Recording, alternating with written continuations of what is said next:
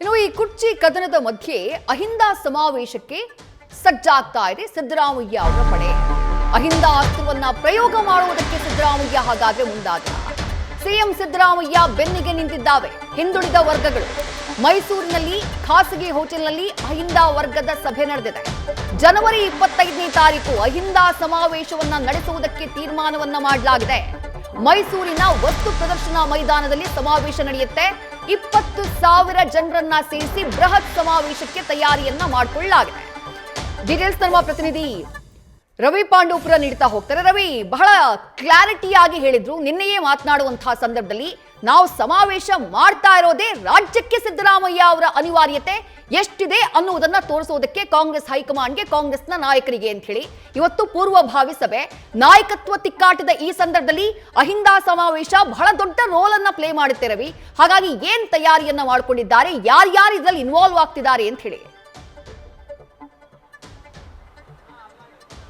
ವಿದೇಶಿ ಖಂಡಿತವಾಗ್ಲೂ ಅಹಿಂದ ನಾಯಕರೆಲ್ಲರೂ ಕೂಡ ಒಗ್ಗೂಡಿ ಈಗ ಮುಖ್ಯಮಂತ್ರಿ ಸಿದ್ದರಾಮಯ್ಯ ಅವರ ಪರವಾಗಿ ಬ್ಯಾಟ್ ಅನ್ನ ಬೀಸ್ತಿರೋದು. ಪ್ರಮುಖವಾಗಿ ಅವರ ಮುಖ್ಯ ಅಜೆಂಡಾ ಒಂದೇ, ಈ ಬಾರಿ ಮುಖ್ಯಮಂತ್ರಿ ಸಿದ್ದರಾಮಯ್ಯನವರೇ 5 ವರ್ಷ ಕಂಪ್ಲೀಟ್ ಮಾಡಬೇಕು. 2028ಕ್ಕೆ ಬೇಕಿದ್ರೆ DK ಶಿವಕುಮಾರ್ ಅವರು ಸಿಎಂ ಆಗ್ಲಿ, ಆಗ ನಮ್ಮ ತಕರಾರಿಲ್ಲ.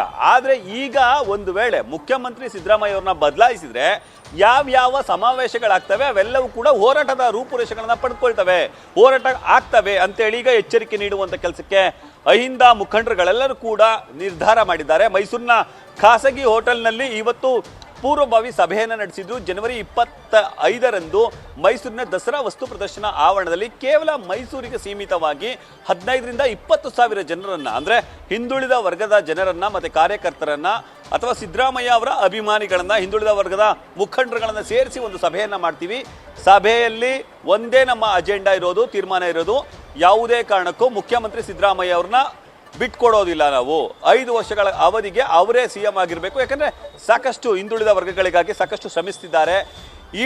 ಇಡೀ ದೇಶದಲ್ಲಿ ಇರುವಂತಹ 3 ರಾಜ್ಯಗಳ ಪೈಕಿ ಇರುವಂತಹ ಏಕೈಕ ಸಿಎಂ, ಹಿಂದುಳಿದ ಸಿಎಂ ಅಂತ ಹೇಳಿದ್ರೆ ಅದು ಕರ್ನಾಟಕ ರಾಜ್ಯದಲ್ಲಿರುವಂತಹ ಮುಖ್ಯಮಂತ್ರಿ ಸಿದ್ದರಾಮಯ್ಯನವರು. ಸಿದ್ದರಾಮಯ್ಯವರ ಕೊಡುಗೆಗಳು ಅಪಾರವಾಗಿದೆ. ಆ ಕಾರಣಕ್ಕೆ ನಾವು ಯಾವುದೇ ಕಾರಣಕ್ಕೂ ಬಿಟ್ಕೊಡಲ್ಲ ಅಂತ ಹೇಳಿ ಅಖಿಲ ಕರ್ನಾಟಕ ಹಿಂದುಳಿದ ವರ್ಗಗಳ ಅಧ್ಯಕ್ಷರಾದಂತಹ ಕೆ ಶಿವರಾಮ್ ಅವರ ನೇತೃತ್ವದಲ್ಲಿ ಇವತ್ತು ಸಭೆ ನಡೀತು. ಸಭೆಯಲ್ಲಿ ಕೆ ಶಿವರಾಮ್, ಜೆನ್ನಿ ಸೇರಿದಂತೆ ಹಲವು ಮುಖಂಡರುಗಳಿದ್ರು. ಅಲ್ಲಿ ವಿವಿಧ ಸಮುದಾಯದ ಮುಖಂಡರುಗಳಿದ್ರು, ಅಂದರೆ ಉಪ್ಪಾರರು, ಮಡಿವಾಳರು, ಹೀಗೆ ಸಣ್ಣ ಸಮುದಾಯದ ನಾಯಕರೆಲ್ಲರೂ ಕೂಡ ಒಗ್ಗೂಡಿದ್ರು.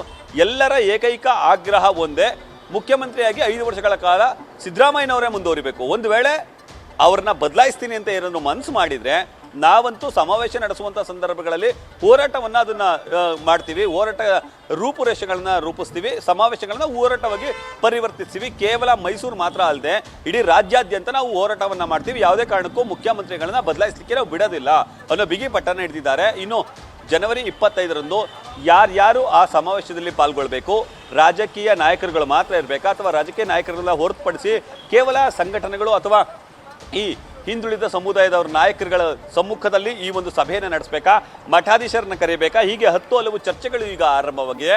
ಆದರೆ ಎಲ್ಲರ ಏಕೈಕ ಉದ್ದೇಶ ಮತ್ತೆ ಆಗ್ರಹ ಒಂದೇ ಇರೋದು, 5 ವರ್ಷಗಳ ಕಾಲ ಮುಖ್ಯಮಂತ್ರಿಯಾಗಿ ಸಿದ್ದರಾಮಯ್ಯನವರೇ ಇರೋದು. ಇದಷ್ಟೇ ಅಲ್ಲದೆ ಮುಂಬರುವಂತಹ 2028ರ ಚುನಾವಣೆಯ ಉಸ್ತುವಾರಿಯನ್ನು ಕೂಡ ಸಿದ್ದರಾಮಯ್ಯನವರೇ ವಹಿಸ್ಕೊಳ್ಬೇಕು. ಅವ್ರ ನೇತೃತ್ವದಲ್ಲೇ ಚುನಾವಣೆ ಹೋಗಬೇಕು.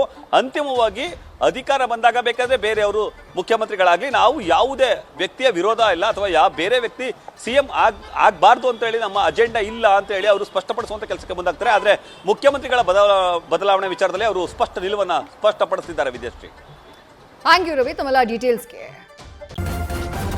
ನ್ಯೂಸ್ ಫಸ್ಟ್ ನಿರ್ಭೀತಿಯಿಂದ ನಿಮ್ಮ ಪರವಾಗಿ.